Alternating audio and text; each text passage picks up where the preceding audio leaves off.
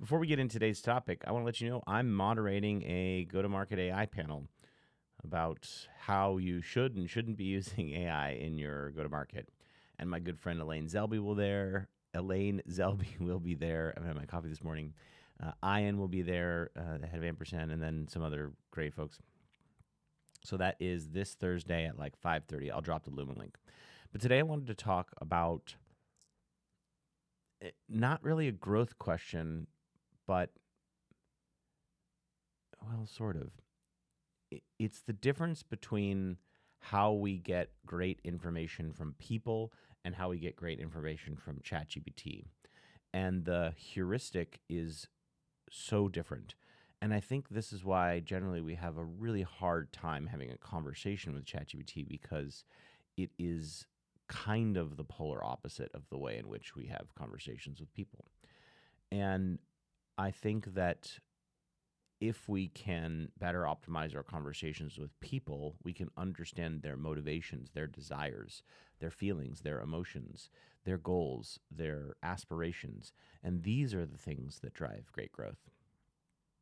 And with ChatGPT, it's sort of the opposite, which is you need to give it context. You need to build up a conversation.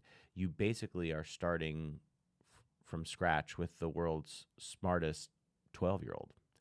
So let's first talk about the people angle, which I think is actually much more interesting. One of the things that B2B SaaS companies have a real big challenge with is that they sell to everyone, which means they understand no one.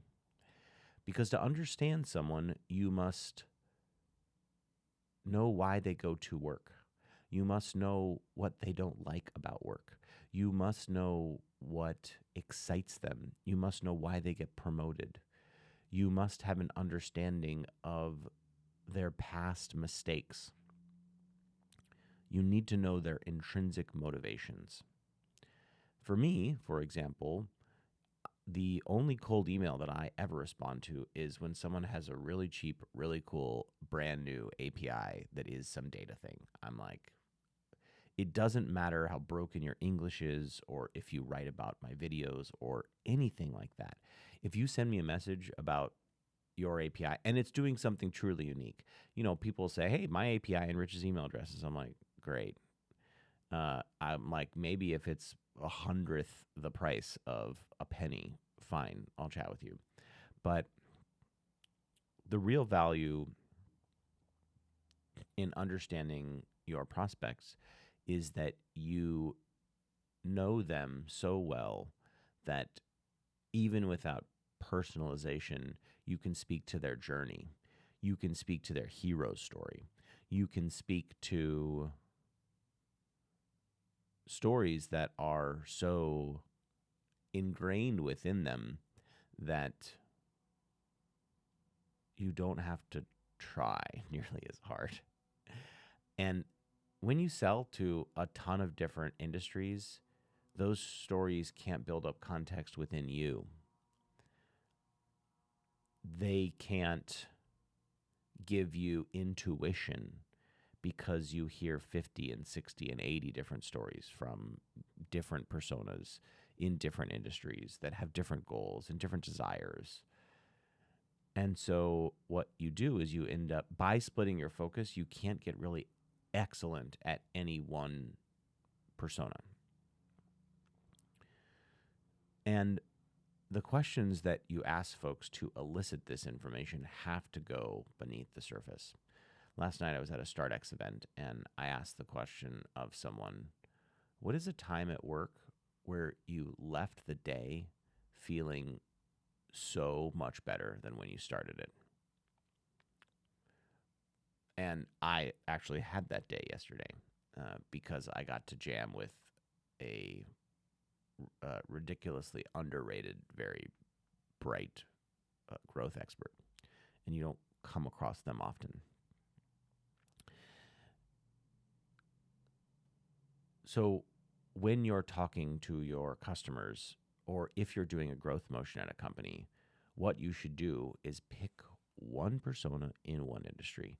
If you look at your revenue numbers, they're almost always 80-20 rule here, where there's one industry that has higher ACVs that is delivering most of your value. And dig in, go have a conversation with that person. Jordan, I see it's been a year since you started this company, and it seems like the company is undergoing a digital transformation initiative. But the peers that have joined recently don't seem to be from like technology backgrounds. Are you struggling to bring innovation into this business? Now, I just made that up. I don't know if that's true, but the stories emerge when you have those conversations. And it's like, yes, I am having that problem.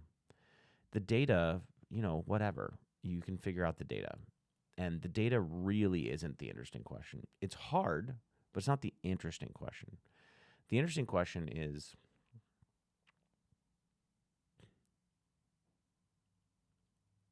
how can you structure the feelings, beliefs, emotions, goals, motivations of one primary persona in one primary industry? And if you can do that, suddenly you can earn compound interest on that understanding. And that compound interest is what pays compound dividends. Now, let's transition to Chachi BT. And I think generally the questions that you ask people have to be those that they can't have pre-programmed responses to, ones that will pause their traditional way of thinking and light them up like a Christmas tree. Those are the best questions. Now, with ChatGPT, it's different. With ChatGPT, you need to take 12 steps back from the question that you have. And so it's not about writing a single great question. It's not about the question that says, at your lowest low, what was the glimmering light of hope that allowed you to keep going? That's a great person question, but not a great ChatGPT question. A great ChatGPT question is a series of prompts. And that is like, here's who I am, here's what I'm about. Here's what I believe, here's how I do my job. Here's my goal. Help me think about my goal. Now that you have my goal and information about me, how should I go about solving my goal? I think maybe this is a better idea than that idea. Is that right? Great. Now, what other context do you need to be successful in this endeavor? Can you go get it? I'm going to paste it here. Does this seem right to you? I'm going to paste in some conversations too. I have an inkling that X or Y or Z is true. Is that true? And those types of series of prompts will get ChatGPT to start speaking in your language about your problem. It will give it all of the context that is buried deep in your head that you never think about because it comes to you in an instant. Yeah. So that was my thought today.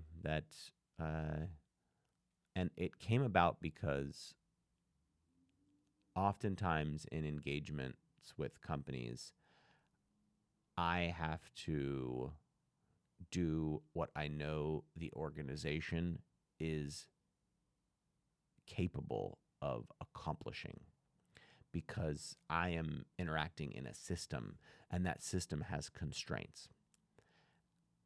Usually you can't push beyond that.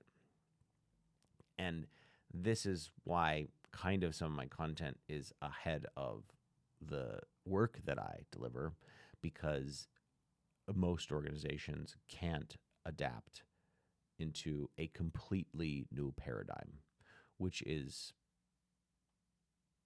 must be founded on that deep understanding of a persona.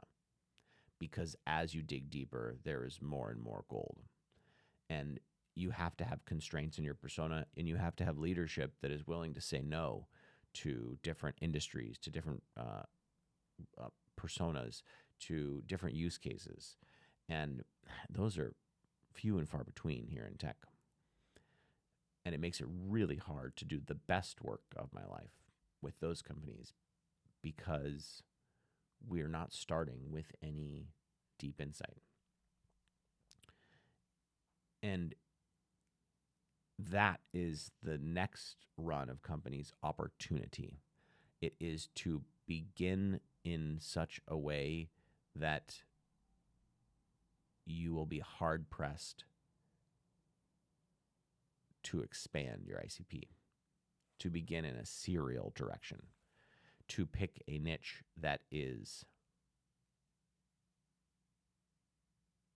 naturally constrained. Chemical manufacturing companies, blue hat company manufacturing companies, aerospace companies, right? To pick a niche that doesn't lend itself neatly to selling to other niches. Because at the beginning of a company, you'll take any revenue that you can get. And the mistake that founders make is to think that that revenue should also be their go-to-market motion. And it shouldn't be. You should take the inbound leads if you can service them, but that doesn't mean that's what should be on your website. And it doesn't mean that should be your go-to-market motion. And it doesn't mean that that should be your primary ICP and persona. And the fortitude to ignore huge customer bases is what earns you the right to speak so deeply to those which you can serve best. Have an absolutely beautiful Saturday, and thanks for spending 12 minutes of your time with me. I couldn't be grateful. I hope to see you in person on Thursday, and if you're ever in San Francisco, I'd be delighted to have coffee with you.